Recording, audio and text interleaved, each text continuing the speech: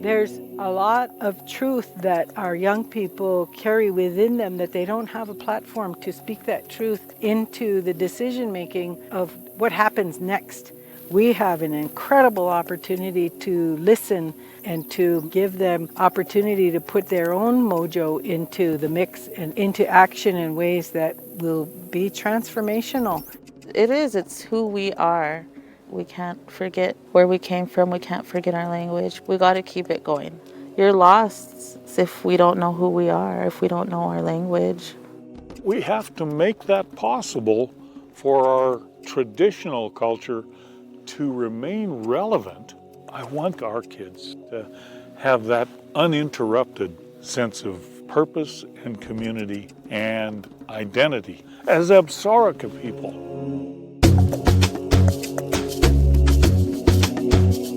Welcome to the Stories for Action podcast. This episode is part of the Life in the Land project, which is a series of films and podcasts produced by Stories for Action, which hears from folks that interact with the complexities of Montana's landscapes, speaking to the value in locally led and collaborative work, and the holistic approaches needed for healthy communities and the health of the ecosystems that they're a part of. I'm your host, Laura Tomov. This is the second of two podcast episodes that accompany the Life in the Land film on the Mighty Few, which is a district of the Crow Nation, or the Apsáalooke tribe, in southeast Montana. The film and these two podcast episodes show the process of this community strengthening their connection to identity, the land, and community togetherness, and how the Mighty Few are guiding action that creates necessary healing, economic opportunities, and self-determination for them to thrive into the future. You can find the 49-minute film at lifeintheland.org, and the film is available for free personal viewership and meant to be used in gatherings for communities, organizations, classrooms, really anyone, to kick off deeper dialogue around these topics. So please reach out to us through the site if you wish to host a free screening at your gathering, or to ask us about resources we can provide for you to hold a facilitated discussion afterwards. We have a screening and discussion guide, a lesson plan available for your classroom, or we ourselves can come to help you facilitate your gathering. This podcast episode features content from the film, but with additional interview content as well. Before you listen to today's episode, if you have not already, I highly encourage you to listen to part 1 of these episodes, which is our most recent episode in the Stories for Action series. In part 1 is key context about the history, the community, and the specific programs moving forward here. Today's episode, part 2, looks at the specific components of youth empowerment, connections to traditional lifeways, and it looks at the necessary approaches needed for this community development work to advance in a good way. The town hub of the Mighty Few district is Wyola, and in part 1, we learned how there is currently no place of employment in Wyola, other than the school and the one position that's held at the post office. And there's very minimal housing. So largely for these reasons, community members have no choice but to move away to get a job and a place to live. But there's a current locally led groundswell of efforts happening here to create economic drivers, housing and improved infrastructure, and to create community healing. In part 1, we heard about the foundational work of creating community connection that's critical before any social or environmental programs can move forward. We learned about the specific projects in Wyola that are truly grassroots, for and by the community.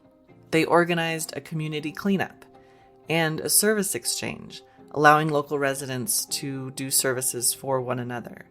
All of this creates connection, pride, and benefits public safety.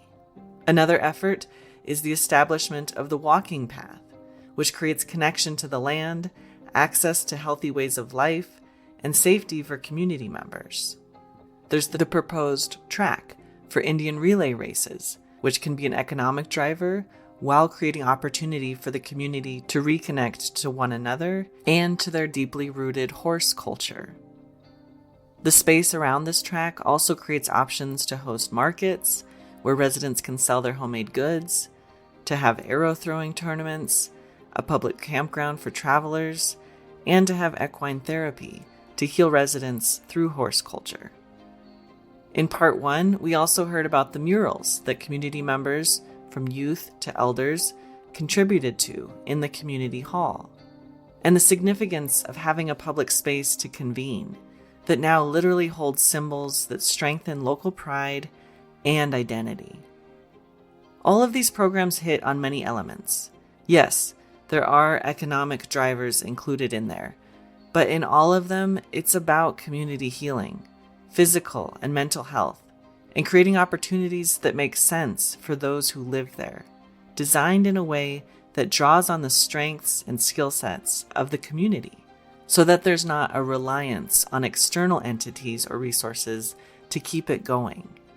We begin this episode with looking at how much the Mighty Few community is like a big family, not only because of their relatively small population, but as it connects back to the communal way of living that the Apsáalooke practiced for millennia in all aspects of their lives, from the way they set up their camps, to preparing food, to the adults taking any of the children in the community under their wing if needed.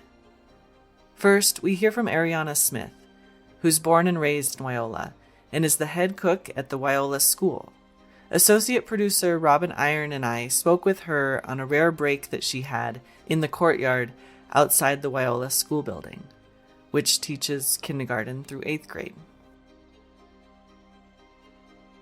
In this community, we watch each other's kids. You know, if there's someone driving fast, everyone's like, who is that? Who's driving fast around here? Because usually there's kids. Like I said, our community is family, and we watch out for all the kids, not just our own. Here is Grace Crow, a commissioner of the Mighty Few Development Authority, and also a mother. She speaks to what opportunities she hopes to see for the young people of Wyola. For the kids, I want to see more activities for them, because like I said, I have my own household full of kids too. They get bored easy. The Wyola Mighty Few Youth Group has been going for several years and is led by Harold Mailbear Stone, who's also a Mighty Few District Senator. The youth group includes various events and activities that support the well-being of the area's youth. Group outings allow the kids to connect to the mountains, waters, plants, and animals of their homelands. The group also provides an annual Christmas gift event for every child in the community. A new facility built in the center of Wyola is being developed to host easily accessible indoor activities that children can walk to year-round. Here, Grace speaks specifically to what opportunities she hopes to see the new youth group facility offer. Kind of have like workshops, welding, like trainings, kind of preparing them. That's kind of like what I look forward to because, when I was younger, we didn't have that. We had to be creative out there in the country. We had to. And then the kids nowadays, completely different, because right now they're kind of more social media and they don't come together, they don't socialize like in person, you know what I mean? Just, I think more social activities for them, and that way we can kind of introduce them to a lot more, kind of keep them more creative. Here is the Wyola Youth Group leader, District Senator Harold Mailbear Stone, speaking to the new facility in town. We're blessed to have a facility given to us right there in town. We're going to get our kids involved, get their ideas, have them navigate and steer some of this vision, give them a responsibility and see how they want to move things. We are going to bring some curriculum to that center where on a Monday night they can learn how to bead. On a Tuesday night they can learn how to cook whatever they gather during the summer. They can can it. On a Wednesday night we can have a Crow language. On a Thursday night we can have woodwork. Then we can teach them how to garden, how to make arrows, how to tie the drum. We can have this curriculum, we can have these teachers, our elders in our community, teach our kids what they need to know.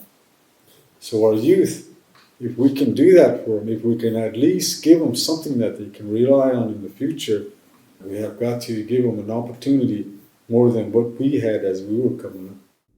Here is Beverly Whiteclay, community member and Wyola Development Fund board member, speaking about the youth of Wyola. The identity is there, and it makes them proud. Even our name makes them proud. Igoshtagapachad, I mean, mighty few, you know. I think our youth really need strength to keep them motivated to make themselves better in life and enjoy life. I'm hoping that that would decrease any drug use or alcohol use. In part one, we heard from folks speaking to this reality of addiction and substance abuse, where there are many factors contributing, including a forced removal from identity and opportunity over the past century, and generational traumas that stem from that. We also mentioned a desire from younger folks to speak more honestly and openly about the realistic challenges, as there can be stigmas about speaking openly about it even within families, which can lead to cycles repeating. That being said, a note for those who are sensitive to the topic: there is further mention of addiction in the following segment, about the next 2.5 minutes if you want to jump ahead. Here is Ariana Smith again, who herself is a mother and the head cook at Wyola School. I will say that when Robin and I sat down and spoke with her, it was so evident that what she said earlier about all the community's kids being treated like they're your own really runs deep for her. She clearly holds all of these children's joy and their pain in the depths of her heart, as a mother does. You know, I see all these kids like every day. I feed them every day, and I love every single one of them. I get to know them. There's days where I come in where I'm like super, sometimes I'm down and out, and just coming in and seeing them and seeing their face and having their presence, like you could feel their happiness. Like it's awesome. I really love these kids so much. And like I said, I've lost friends from addiction, and some of their kids go here.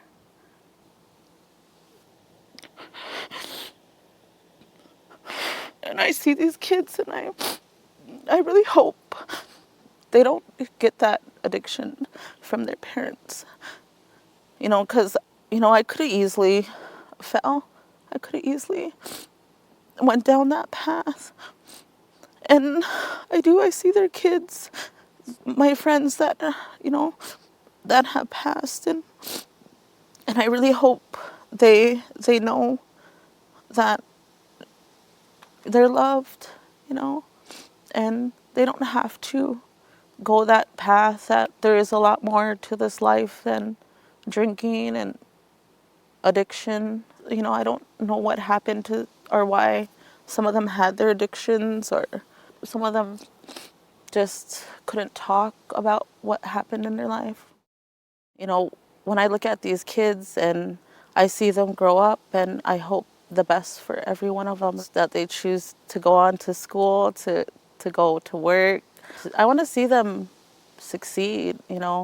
Home will always be here. As, community, we're still here. When you come back, we'll be here. And nothing's going to change that. There are many factors that contribute to the separation from identity and community connection for the Crow Nation and other Native tribes in America, largely stemming from U.S. government policies of the past 150 years.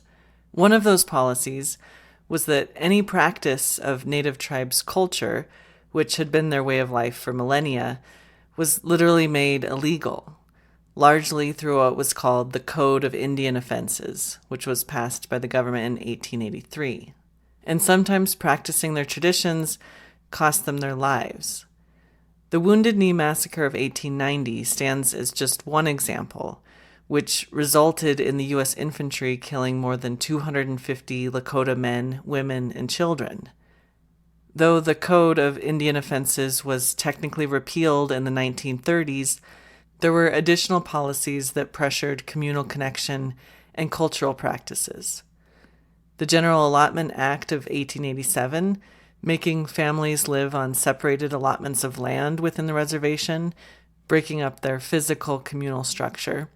The Indian Relocation Act of 1956, moving tribal members to urban areas often far from their families and homelands.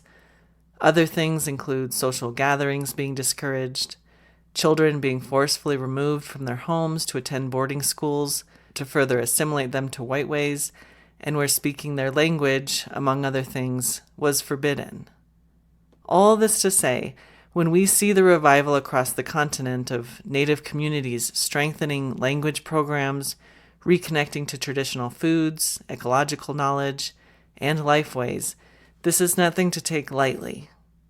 It's the culmination of the past 150 years of their ancestors keeping these things in existence, even when forces were against them and when the risk to do so was monumental, through to the current generation who are taking the sparks carried by their ancestors and igniting a fire for their community today, even going beyond that to elevate it into the greater public sphere.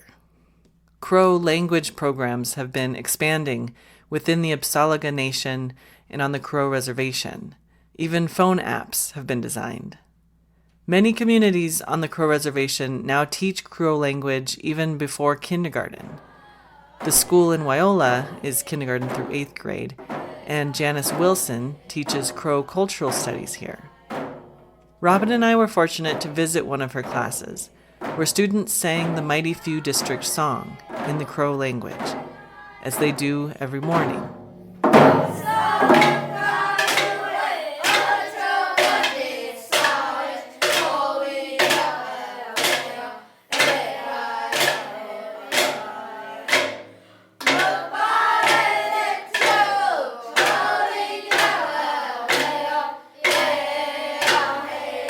The walls of Miss Wilson's classroom are covered in posters with the Crow language, students' artwork inspired by traditional practices, and posters teaching about Apsáalooke leaders.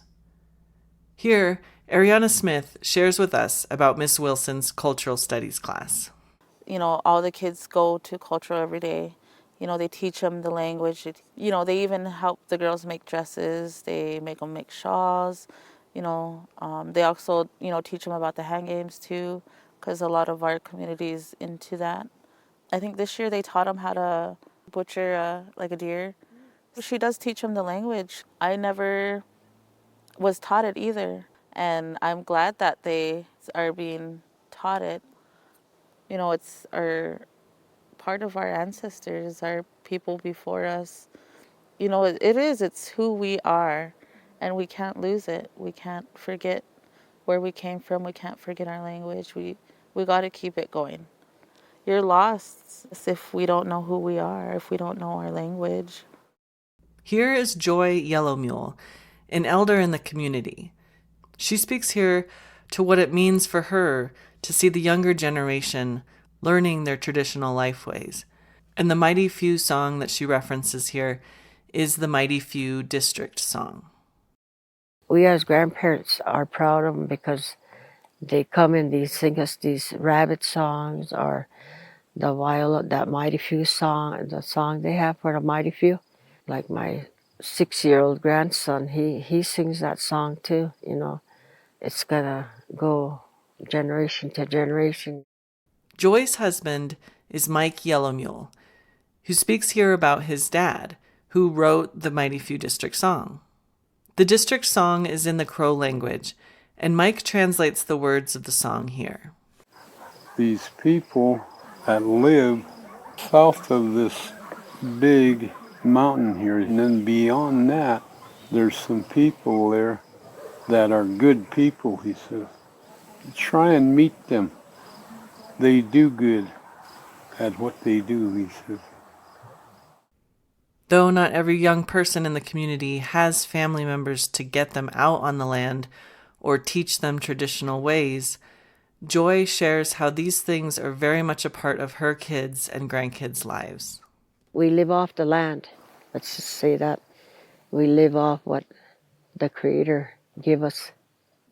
Our grandchildren, they enjoy hunting, fishing. They'll catch elk, deer, buffalo, preserving and making dry meat, or same with the berries, we dry them, we make pemmican, they make medicines with the herbs. It's a tradition that'll go on and on. We as Indian people won't let it stop.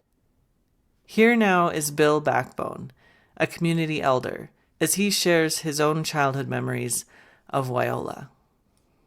We would ride horses in this area back on the hills up here in the pine tree area. And there's a place called Canyon Creek that we would follow, and that goes clear to the foot of the mountain. And we used to get in trouble for going so far back there, on account of wild animals and whatnot. Bill shares a lesson that an elder once taught him, which he says he always has carried with him.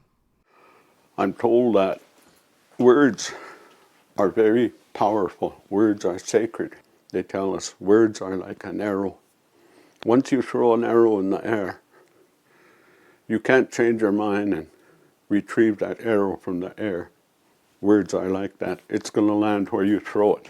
So use words in a good way, they tell us.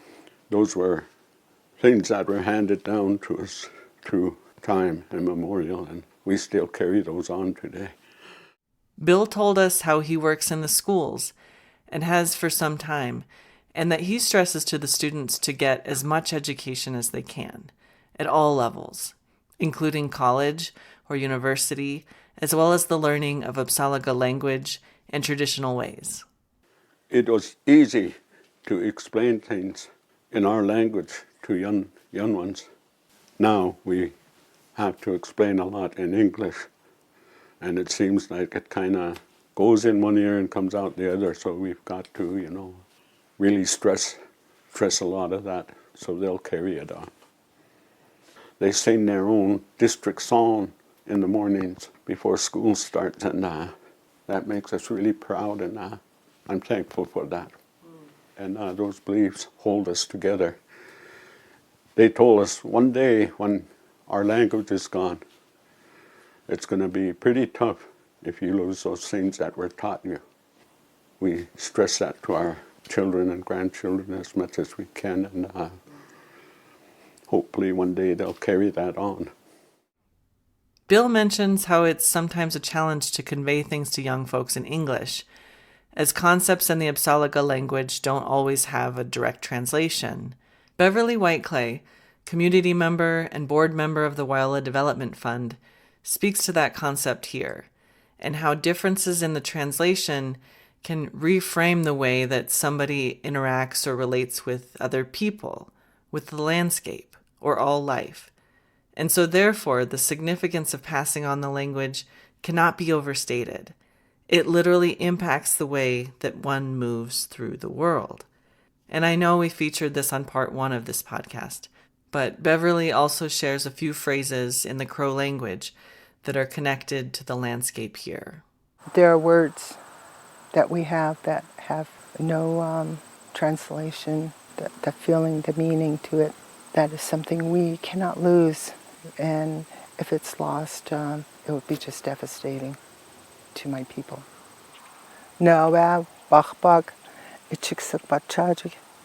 This land is sacred, and it is very beautiful. And the water is so sacred. It is just one of our sacred elements of life. It's called sacred waters. The historical homelands of the Crow stretch between 4 poles. The eastern point is the Black Hills of today's South Dakota, south to the headwaters of the Wind River in today's Wyoming, west to the Apsáalooke Ranges, and north to the Bear Paw Mountains of north-central Montana. The people of the Mighty Few District are descendants of the Mountain Crow and Kicked-in-the-Belly's band of the Crow tribe. Prior to the formation of the reservation, these bands held the role of defending the southern flank of Crow country from other Plains tribes who would come to try to take horses, goods, and encroach on Crow territory. Beverly connects that historical role to the traits of the mighty few today, referencing the new projects and programs that have been starting up over the past few years.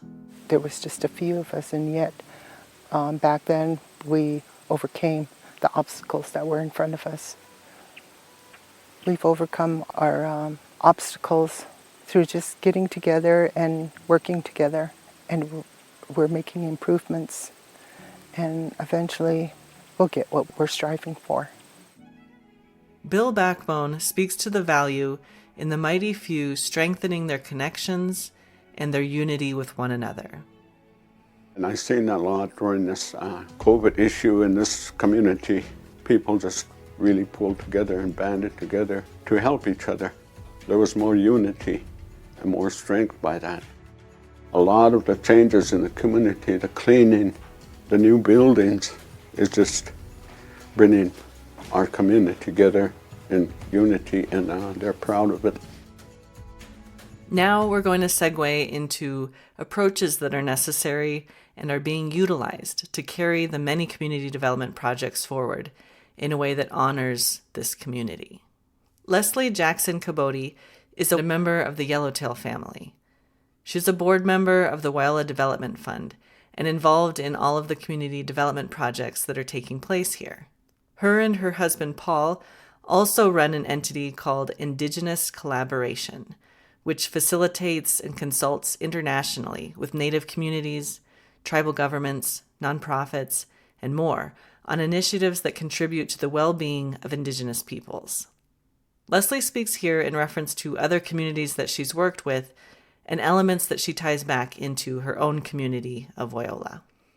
So in working with other nations, some of the things that we find in community, which is also the same here, is that the young people have often been left outside of the conversation about what do we need, what needs to happen here that's critical and important and valuable to give us stability, to give us opportunity to go forward in our community life in a good way. And they're the truth tellers, which is a powerful place to be, but it can also be startling. I think this can happen with any group or in the general public when young people share their truths of challenges on the ground that adults and elders may have blind spots to. And it can be startling to those who were unaware of those truths. But Leslie says, as startling as it can be, those truths and voices of the youth need to be honored. There's a lot of truth that our young people carry within them that they don't have a platform to speak that truth into the decision making of what happens next. We have an incredible opportunity to listen, to act on that, and to make the decisions and the systems that give them opportunity to put their own mojo into the mix and into action in ways that will be transformational, transforming the way things were, coming out of trauma, coming out of kind of an absence of opportunity into activating that capacity and potential within all of the generations that are here and supporting them and doing that in a good way. The Crow Tribe and Crow Reservation is divided into 6 districts, the Mighty Few being one of them, and is also one of, if not the smallest district by population. Each district has their own elected senators, which make up the legislative branch of the Crow Nation. Continuing with the topic of what approaches work and what's needed, Leslie speaks to the incredible value in having the 3 senators of the Mighty Few district working in healthy partnership with one another. All of our legislators work together as a team, and it's really been an advantage for us as a district because we're able to get more of our needs met through the positive relationship with the agency and the resources of the nation, but we're relying on each other to get, to be the workhorses in the process. Bill Yellowtail is a community member, a cattle rancher, and a former Montana state senator. And he speaks here about qualities that he sees are necessary for the Mighty Few community. We need smart, capable, and optimistic leadership. That's not automatic. Of course, it takes everything from knowledge of economics and finance to management of land resources, community dynamics. All of those kinds of skill sets are very important to us. Now, I would argue that kicked in the belly people have always had those skills, but now times have changed so rapidly that some of our old strategies no longer quite keep up with the times and the change. Creativity is absolutely necessary to imagine our way into the future that comes yet. I think the core value and skill that we have to have is self-reliance. By that I mean from the individual, the person, to the community, and then to the larger community, of which we are part, by the way. We are not isolated from the whole Crow Reservation or the whole Bighorn region, what used to be Crow territory, nearly 40 million acres in not so distant past. We're part of all of that we must thrive in that large context, but that starts with the person. We have got to recover the skill and capacity to implement on ourselves. We must return to the Apsáalooke and kicked in the belly ethic of being in charge, being confident, and thinking ahead. We can allow ourselves to be isolated by our mindset, believe that we are out here by ourselves and are helpless. Or we can accept the reality, let's make it our reality, that we are global citizens. We've got to be proud of who we are in place, but we've got to assert who we are in the big global community. Bill continues here, speaking to the realistic challenges. I'm sorry to say that our people have been beset by powerful and awful disruptions, particularly of recent years. We thought it was really awful when the destruction of alcohol became a force in our community. Now, in fact, we have these terribly destructive elements of hard drugs.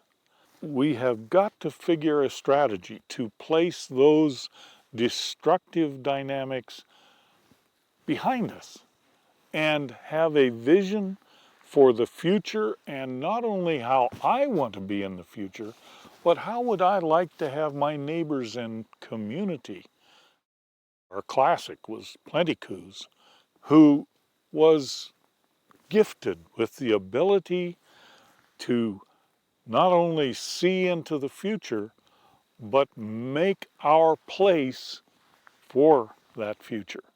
We have got to find a way to knit together a continuity from the sacred tobacco to the 22nd century, the 25th century.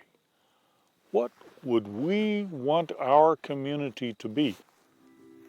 A couple of years back, I engaged with the junior high kids of Wild Elementary School.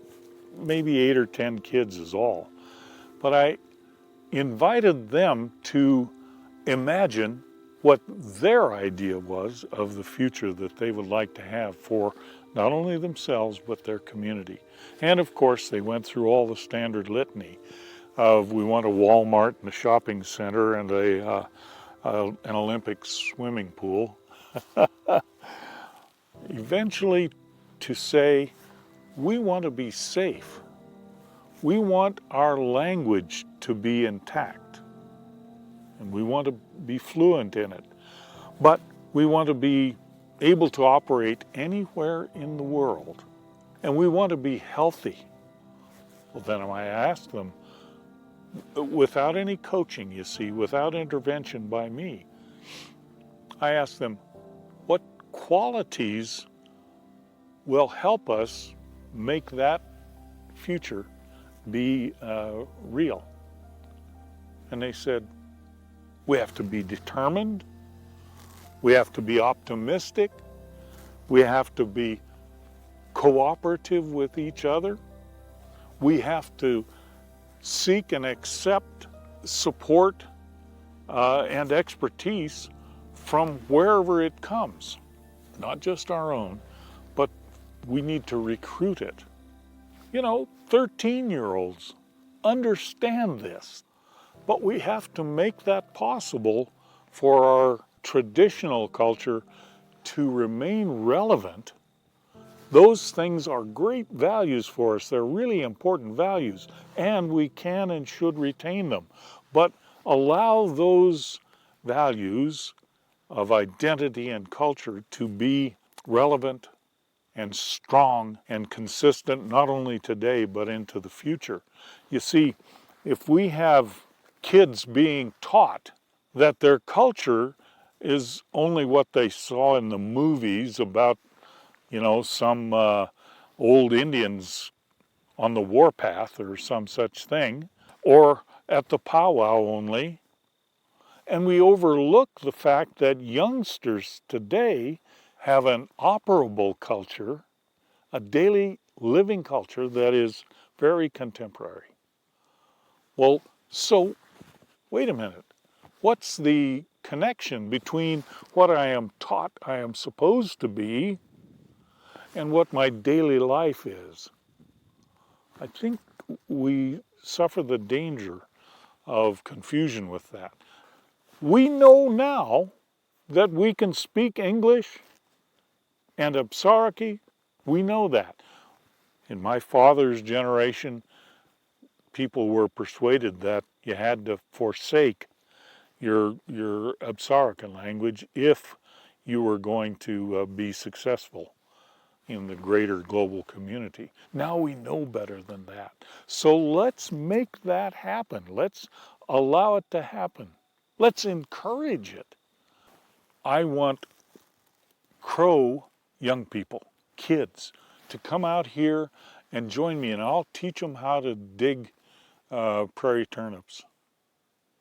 And I'll show them other plants, the sweet sage, the chokecherries and plums and sarvice berries. And I want them to know those things.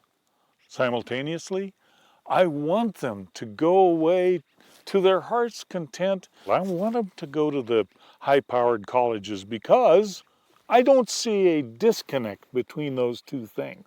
I want them to have that uninterrupted sense of purpose and community and identity as Apsáalooke people. I was having this conversation with Bill just above his house, amongst the prairie grasses and wildflowers, in the direct shadow of these towering red dirt bluffs. It's a long drive on a slow-going dirt road to get out here from Wyola, and it all is still very much the homelands of the mighty few and the kicked-in-the-bellies and mountain crow bands. When Bill mentions our kids here, he references all of the youth of Wyola. Yeah, sadly, I don't think our kids get to come out because they think this land belongs to somebody else. Now, even though I'm a Crow Indian, it belongs to somebody else, or that pasture belongs to some white guy who has a corporate headquarters in Salt Lake City. Therefore, I can't come here.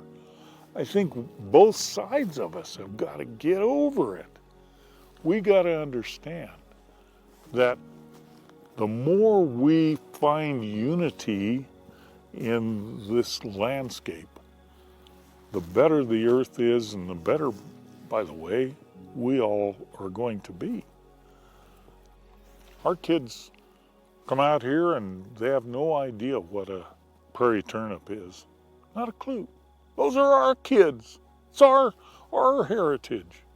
I'll show you not only how to dig prairie turnips, but where our ancestor, a family ancestor of mine and so many other families now, fasted right up on that Rimrock Point right there. It's important to know about our landscape for two really important reasons. Number one, we develop a real kinship in the old-time Crow spirit of it, where the only people that talk are not just people to people, but all of these places and rocks and trees and things have spirits of their own, and they can speak to us. All of us will benefit by coming to understand that. Secondly, I would say that identity is important to everybody, every person. And the more people that come out here and learn to identify with this little landscape here and love it and appreciate it, even if they come for a few minutes, it can be life-changing. It also formulates their identity. It seeps into our souls and our sense of who we are. It's unavoidable.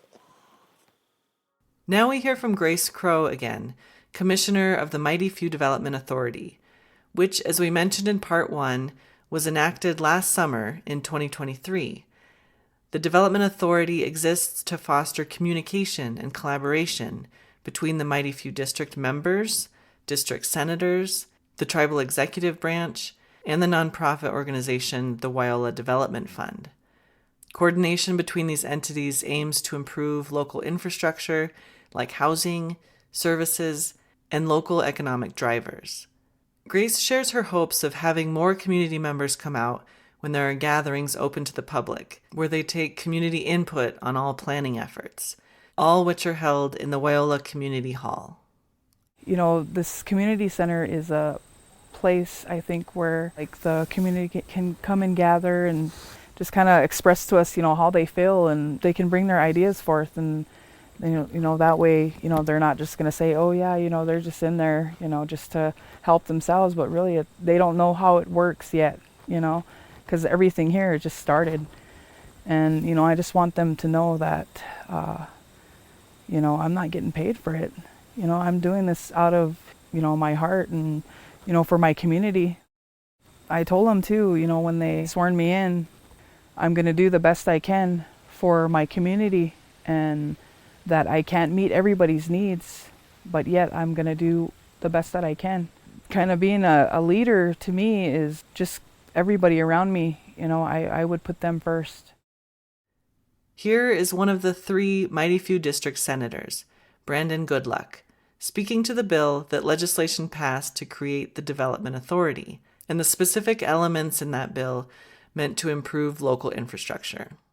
One of the main things, and what I talked to community members and what they wanted, was to have an area for development for not only the youth but our elderly that are from here, but they have no homes here, so they have to live either Sheridan, Manchester, Billings, Laurel. And one of our goals was to bring, you know, community members that didn't have a home, to bring them back to the community. And we sat here and looked at all the families. We named all the families from Wyola, and all the kids and the grandkids and the elderly that live somewhere else, and we came up to about almost 250 homes that we needed to put here in Wyola to bring our members back that live elsewhere due to the lack of new development and housing. So that's a new goal, and I want to make sure that we see that through. But the main thing is building our infrastructure, building our homes, creating an economy. It might not be modeled as the non-natives economy, but it'll be, you know, it can be fixed to what Wyola's needs are and what the economy needs here. As we learned in Part 1, that is exactly the path of action that the community is on, to build up local economies that work for them in a way that fits with their strengths and preferred methods, through things such as the Indian relay track, having a space for markets, potentially a public campground for travelers, and more. and the things beyond economic to benefit the community, the walking path for health, safety, and connection to healthy lifestyles and the land, having equine or horse therapy at the track facility to empower and strengthen the spirit of community members, the community cleanup, cultural murals at the community center, and the proposed efforts of improving their infrastructure, such as their waste system, their water system, housing, and a clinic. But the Mighty Few recognize the key foundational work to begin any of this is to strengthen community well-being and connections, and to organize themselves in a way that allows the policy, the fundraising, and the physical work to move forward. Here is Beverly Whiteclay again, sharing the future vision she has for infrastructure in Wyola. I'd like to see a clinic, fire station, fire truck. I mean, I know that's reaching for the stars, but it's something we would like to have here. My mom's home burned down and we were helpless. We needed a fire truck and there was nothing at all. We just watched it just burn down. We need things like that here, and we're so far off that, it takes a long time for the ambulance to get here, for even a fire truck to get here. Beverly tells us that she has seen people pass away here in instances that may have been treatable if medical services were more accessible. Here again is Senator Harold Milbear Stone, sharing his final thoughts on approaches that are necessary for the community. Over here in Wyola, we're kind of left out of things. Crow's the main hub, so them areas, they always get a lot of things. But here, we're kind of left out, so we got to help ourselves. We can bring economics here. We can be self-sufficient here. We need to think outside this box. We need to help ourselves, help our youth, help our future generation. We can't rely on the tribe all the time. We've got to stand up and get up and move on our own. We've got to know what the vision is amongst all the people. What do they want? How do they see it? What's good for them? And come together and chase that. But we have to present things to them. Can we do this? What do you think about this? And then in unity, they can agree and navigate this whole thing. And that's very important to have their ideas, their vision, along with ours to move this stuff along. And then these kids that go off to college from our community come back in here and then take the reins on it and take it even further. Senator Brandon Goodluck mentions the value of starting as the Mighty Few did, with tasks that showed everyone tangible improvement, to spark momentum for the other actions to take place. This refers to the town cleanup and the service exchange that we mentioned in part 1. A lot of the communities and families came together and we cleaned up a lot of the town. And I think that's what started, was having community coming together and knocking out these little goals as we go, short-term goals, and accomplishing them is what created unity. There was a survey that went around with the Mighty Few Development Fund. They went house to house and did surveys, and they found out what people's talents were. We had people who are operators, first aid responders. We have people who worked in pharmacy. We have a broad pool of people in our community that we could grow our community in ways that, we need a clinic. We have people that are nurses, people that work in pharmacy that could run that for us. Here are some closing thoughts from avid horseman and community member Clinton Whiteclay, whom we heard from more in part 1. Here, Clinton shares his thoughts on the power of unity on a local level. That's good to see that our town got together, and I think that's where it starts, getting people together and hearing people, their opinions. That's good, let's try that way, unity. I think it's powerful. And here are closing thoughts from District Senator Brandon Goodluck. Mighty Few is a mountain crow band. We come from crow warriors. At one time they wanted to wipe out the crows, but the crows got together and they banded together and they fought off these tribes that were trying to wipe us off. we as a community, we still have that warrior blood, the warrior instinct in us to persevere through anything. We're, mighty few when there's few of us, but when we get together, we're dangerous. That's what my grandma always told me. We're proud to be from here. When we go somewhere, we leave out of state, or we go somewhere, we see the Bighorn Mountains, and we see that, and we know that's where our home is, and we're coming home, and there's no place like home, And we know that this is Crow country, this is where God put us in. And here are closing thoughts from Bill Yellowtail. I think that the old kicked-in-the-bellies and mountain crows who originally considered this homeland were imbued with a cultural determination to protect our homeland, and secondly, to determine our own future and the future of our homeland, the social, cultural, and physical ecosystem that it defines us. So I think we went through a lull in our sense of self-destiny here. And now we're recovering that.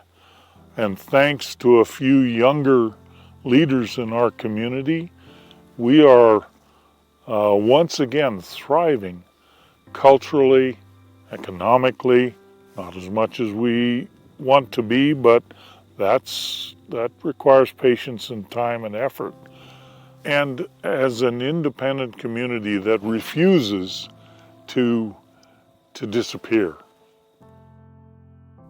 Here is Leslie Cabody Jackson speaking to the culmination of all the efforts happening to carry the mighty few into the future in a way that honors their community identity and those who came before.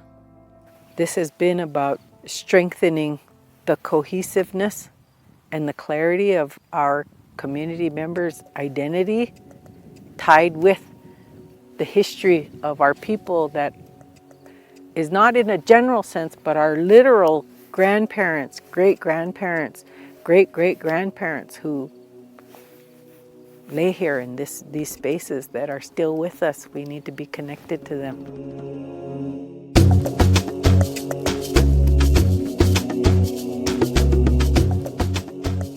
Thank you so much to everyone who spoke with us for these interviews, and thank you to the entire Mighty Few community for sharing your place and your stories with us. It's truly an honor. For listeners, you can find links to all the things mentioned here today in this episode's show notes. Links to the Wyola Development Fund and the Wyola Mighty Few Youth Group. At the links, you can learn more and find out how to support these efforts. You can find the 45-minute Mighty Few film episode of Life in the Land that accompanies this two-part podcast episode at lifeintheland.org. Thank you to Robin Iron and Rachel Mailbear Stone for production support in the field on these interviews and on the film. You can find all the films and podcasts that are part of the Life in the Land project at lifeintheland.org.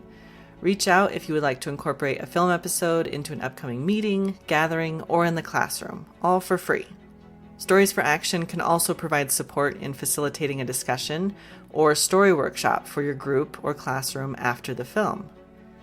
I'm also excited to share that we now officially have curriculum to accompany any of the Life in the Land films, and we can provide you with a free, customizable lesson plan created with support from our Outreach and Education Associate, Shani Sekam.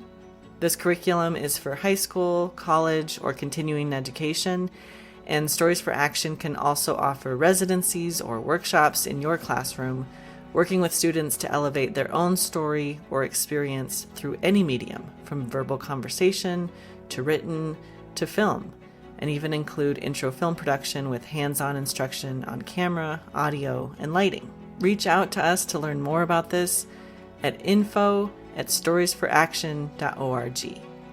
This episode concludes our second season of the Life in the Land project, and this season is generously supported by the Greater Montana Foundation, the Crocus Foundation, Bioregions International, the Nature Conservancy, Montana Watershed Coordination Council, Montana Forest Collaboration Network, Foundation for Community Vitality, Courtney Scott, and Kestrel Ariel, with additional support from Blackfoot Communications, part of the Rockies Initiative, Northern Great Plains Joint Venture, Sarah Rubik, Rodney Fry, Beth Madden, Gary Whitted, Fernanda Robert, Bill Long and Billy Miller, and Kathy Messer.